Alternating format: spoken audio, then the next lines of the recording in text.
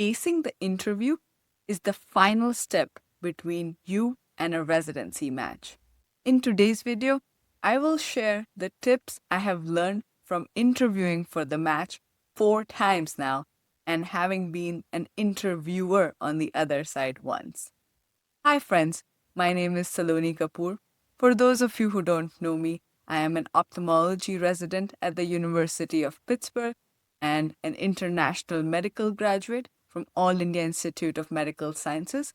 I first matched for an internal medicine residency, then applied to ophthalmology residency twice, getting in on my second apply.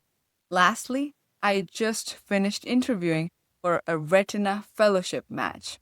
I was also the chief resident at University of Pittsburgh in our ophthalmology program, so I had the chance to be on the other side and interview people for this year's residency match. Let's get started. So the first thing I want you to start thinking about is what your tech gear will look like. If you have an old-ish laptop, the inbuilt webcam is probably of terrible quality. Here, I'll show you the difference between what my laptop had and what I ended up using. So this is the webcam of my laptop, and now this is me using my phone as the webcam source. Yeah, that's what I ended up doing for my virtual interviews. I just used my phone as the webcam input. Now, you don't have to be so extreme, but you should try and upgrade to a decent webcam. The second thing you want to test is your internet connection. Run a speed test, see what rates you're getting, and if it's fluctuating, then just get an Ethernet cable so that nothing breaks during prime time. Once you have the tech figured out, you are ready to move on to your background. If you have the choice of changing your background, I recommend selecting carefully what you put there. These objects should be things that can spark a discussion, but not overtly distracting. It should certainly not be a cluttered mess. When I started my interview prep, I had a bookshelf behind me, very similar to this one, but it had all my internal medicine books. And one of my mentors was like, "You are trying to switch from internal medicine to ophthalmology, so you should not have internal medicine books there." So I actually went and borrowed some ophthalmology books just so I could put them on the shelf there. Right now, I also have Lord of the Rings, which is a good, interesting discussion topic. I also remember having a photo of the Milky Way that one of my friends took on our camping trip, so I could talk about our camping experiences. Just anything that you're passionate about and you would like to talk about, you can put in the background, but make sure it's not too much. Now that you have your setup ready, I want you to start the real prep. This is writing down the answers to the most common questions. Ultimately, all questions will be variations on 6 core questions. The first and the most important question is, tell me about yourself. This is the prime time moment. You have to perfect this answer. You will start writing a draft that gives you a 2 to 2.5 minute answer, and then rewrite it and then rewrite it until it's perfect. It should go over the relevant details of your training, but also be able to highlight the things that are special about you, your strengths, without being too long. This is actually very challenging, and you will need multiple iterations. I remember filling out half a thick notebook with just iterations of this, and then practicing it so that when you say it out loud, it sounds natural and flows in a normal way. It shouldn't look like you have rehearsed it a million times, which you should have. Over 50% of my interviews started with, "Tell me about yourself." This is the key question to answer. If you were preparing for one question, this is it. The second question I want you to think about is, why your specialty? So for me, it was why ophthalmology or why retina.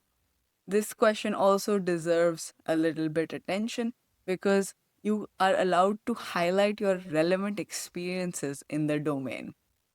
The third question that you will have to do multiple times for each program will be, why our program? If you're applying for a competitive specialty, you should have figured out what your target programs are. So you will have to prepare this upfront for a couple of programs, and then as you start getting interviews, you'll prepare it for every interview that you accept. The fourth question that I want you to think about is, what are you most proud of? This is another way of asking, what are your strengths? Again, a chance for you to highlight what you think is the best part of your application. Lastly, I want you to think about a challenging situation. So, this is again a question that is framed around, what are your weaknesses? Answering a question about your weaknesses or a challenging situation is always tricky. The advice that I was given was to frame it such that it can be also a strength.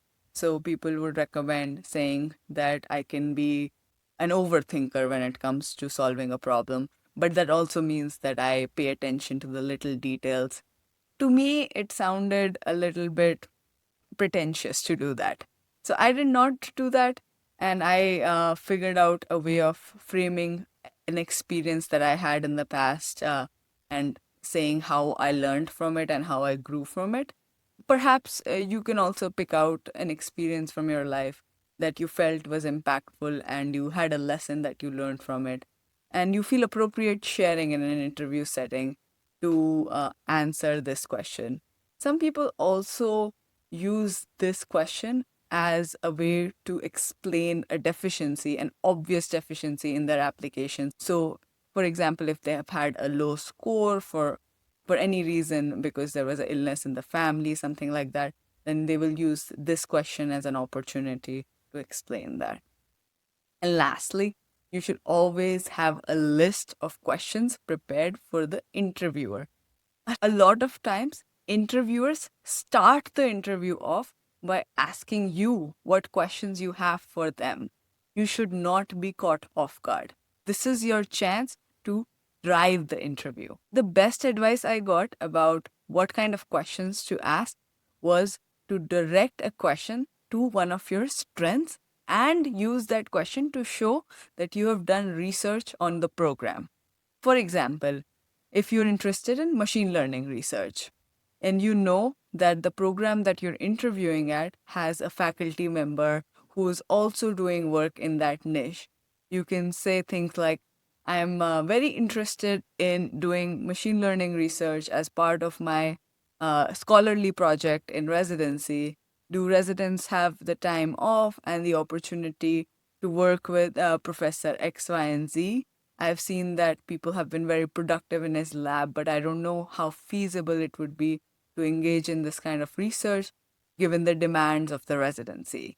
Now, the answer to this question will probably not affect the ranking of the program that you put in, but it gives you an opportunity to show one, your strengths, and two, the fact that you have done research into the program to know who's doing what there. That shows that you're really interested in the program and also presents you in a positive light. So, questions like these become super valuable. Lastly, and this is the most important step, I did not do this the first time I applied to ophthalmology, and I did this a lot when I applied the second time and matched, and I think it made a huge difference, is doing mock interviews. You have to do mock interviews. Just give the interviewer your list of questions. It can be with friends who are co-residents or with friends who are senior to you in the training. This can also be with mentors. Now, mentors will obviously only do like one or two mock interviews with you. So, what I did was first I did a bunch of mock interviews with my friends to get the obvious problems out of the way. And then I went to my mentors and said, hey, can you do a mock interview with me? Now, at that point, I had already done a million of them. So, at that point, I could work on the fine tuning stuff. At this point, what you will also realize is because you've thought about your answers a lot, you will be sounding very rehearsed and monotonous. So you will bring back that conversational element. You'll try to bring in some intonations. I was actually told that I needed to work on my accent, and I did, and I think that also makes a difference.